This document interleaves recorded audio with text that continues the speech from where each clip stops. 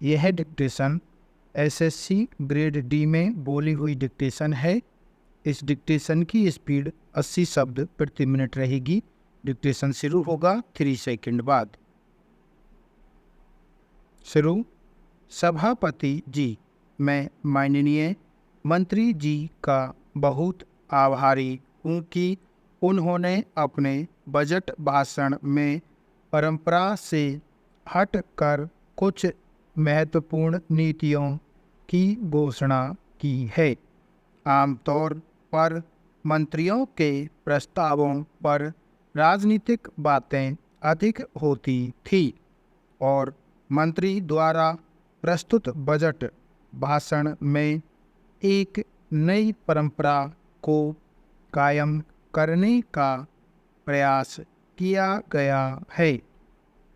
मुझे विश्वास है कि उनके इस प्रयास से सदस्यों को यह अवसर मिलेगा कि वे पार्टी के आधार पर चर्चा न करें, केवल राष्ट्रीय विकास के दृष्टिकोण से अपनी बात सदन के सामने रखें।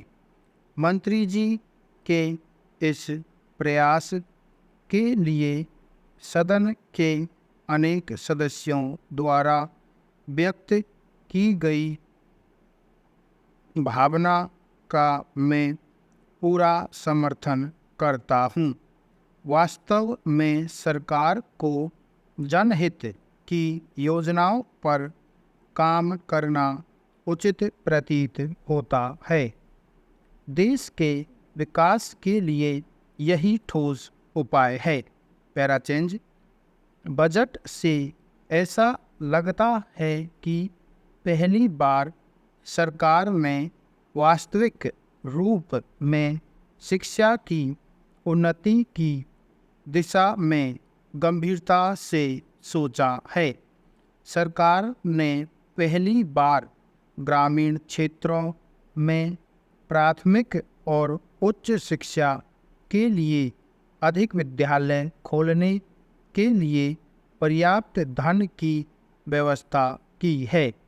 इसके साथ ही यह भी प्रयास किया गया है कि गरीब बच्चों को उनमें प्रवेश लेने में कोई कठिनाई न हो। आर्थिक रूप से कमज़ोर बच्चों को पुस्तकें, स्कूल की वर्दी आदि विद्यालय प्रशासन की ओर से देने की पूरी व्यवस्था की गई है। गरीबी रेखा से नीचे के परिवारों का इस बजट में विशेष ध्यान रखा गया है ताकि निर्धन और पिछड़े परिवारों के बच्चे अच्छी शिक्षा प्राप्त कर अपना तथा अपने परिवार का जीवन स्तर सुधार सकें। Para change. इस संबंध में मुझे सभी सदस्यों और सरकार को सचेत भी करना है। इस देश में उन व्यक्तियों को जो कि आमतौर पर गरीब हैं अथवा अपना निजी कार्य करते हैं, अपनी आय का प्रमाण पत्र बनाने के लिए जनप्रतिनिधियों के प्रमाण पत्र का सहारा लेना पड़ता है। जनप्रतिनिधियों द्वारा दिए गए प्रमाण पत्र के आधार पर ही सरकारी विभाग उन्हें आय का प्रमाण पत्र देते हैं।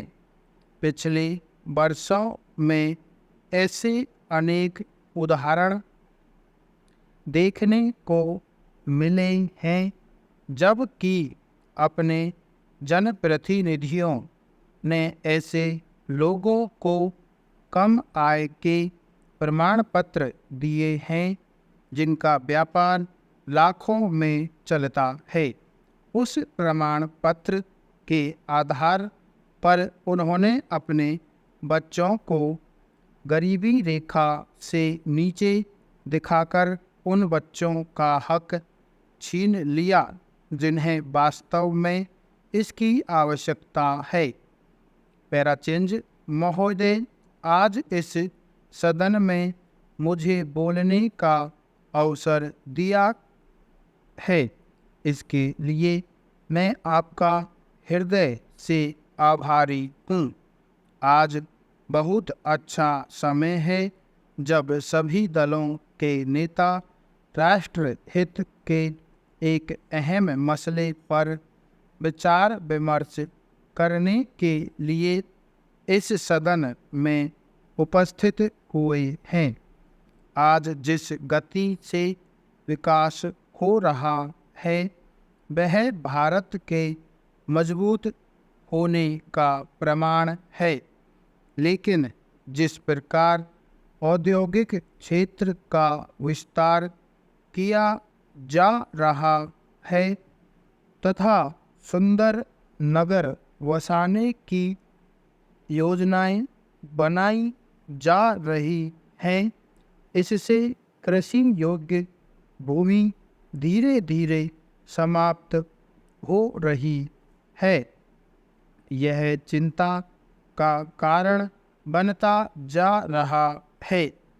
लोगों में अधिक से अधिक सुख सुविधा प्राप्त करने की होड़ लगी हुई है। विकास की इस दौड़ में यह सोचना भी जरूरी हो गया है कि गेहूं और अन्य फसलें पैदा करने के लिए खेत कहाँ से आएंगे।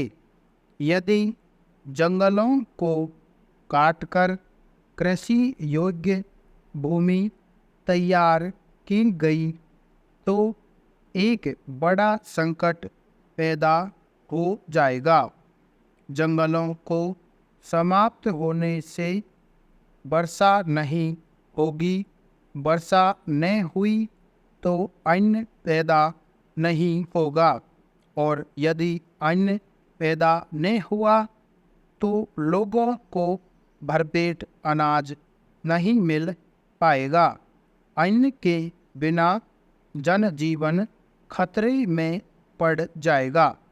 आज धरती का संतुलन इस प्रकार बिगड़ रहा है कि विश्व में हर रोज कहीं भूकंप, कहीं सुनामी, कहीं सूखा तो कहीं बाढ़ जैसी आपदाएं आ रही है। देखते ही देखते हजारों लाखों लोग मौत के ग्रास बनते जा रहे हैं। मनुष्य द्वारा वर्षों से किया जा रहा विकास पल भर में खत्म हो जाता है। यदि मनुष्य पर्यावरण के संतुलन की परवाह किए बगैर इसी प्रकार अंधाधुंध विकास की दौड़ में लगा रहा तो वह दिन दूर नहीं जब उसे इसके गंभीर परिणाम भी चुकाने ही पड़ेंगे। पैराचेंज, आप मेरी इस बात से अवश्य ही सहमत होंगे कि इस धरती पर बस रहे जीवों की रक्षा के लिए पर्यावरण संतुलन को बनाए रखना बहुत जरूरी है। इस संबंध में मैं आपसे निवेदन करना चाहता हूँ कि भविष्य में जब भी औद्योगिक क्षेत्र का विस्तार करने की बात हो या नए नए नगर वसाने के लिए योजनाएं बनाने की बात हो तो बंजर और बेकार पड़ी भूमि को ऐसे काम में उपयोग में लाया जाना चाहिए। हमें पर्यावरण संतुलन को बनाए रखने के लिए कदम उठाने होंगे ताकि देश हरे भरे जंगलों जो मानव जीवन का आधार है का संरक्षण हो सके। समाप्त।